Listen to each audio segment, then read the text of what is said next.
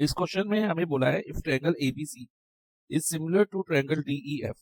एक triangle ABC है, देखो बच्चा इधर ड्रॉ किया हुआ है, वो सिमिलर है किसके, ट्रायंगल डीईएफ के। इसके अलावा हमें कहा है कि angle A is 47 degree, angle A की वैल्यू 47 है और एंगल ई की वैल्यू 83 है। और हमें क्या फाइंड करना है, value of angle C, angle C की वैल्यू फाइंड करनी है।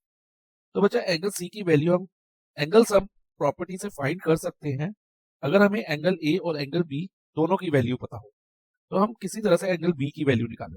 अब ध्यान दो, triangle ABC similar to triangle DEF है, तो एंगल बी किसके इक्वल होगा, नेमिंग से देखो बच्चा, बी के कोरस्पॉन्डिंग एंगल एंगल ई है, तो एंगल बी किसके इक्वल होगा, एंगल ई के। नेमिंग से ही कोरस्पॉन्डेंस पता चल जाएगी, बी के कोरस्पॉन्डिंग एंगल कौन सा है, एंगल ई। तो एंगल ई तो हमारा 83 है, तो एंगल बी भी हमारा 83 हो जाएगा, क्योंकि जो कोरस्पॉन्डिंग एंगल्स होते हैं ना सिमिलर ट्रायंगल के, वो इक्वल होते हैं।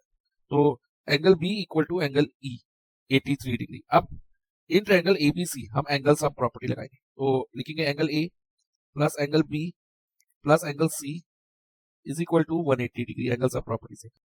अब हमारा एंगल ए 47 है, एंगल बी 83 हो गया और एंगल सी हमें फाइंड करना है, तो एंगल सी को हम एंगल सी लिख देंगे इज इक्वल टू 180 डिग्री। अब आगे ध्यान देना बच्चा, 47 प्लस 83 करते हैं तो हमें मिलता है 130 plus angle C is equal to 180 degree. अब एंगल सी की वैल्यू निकालने के लिए अब जो ये 130 है उसको 180 के साथ शिफ्ट कर देंगे, तो ये हो जाएगा 180 माइनस 130। तो angle C is equal to 180 minus 130 is 50 degree. तो हमारा आंसर है ऑप्शन ए 50 डिग्री।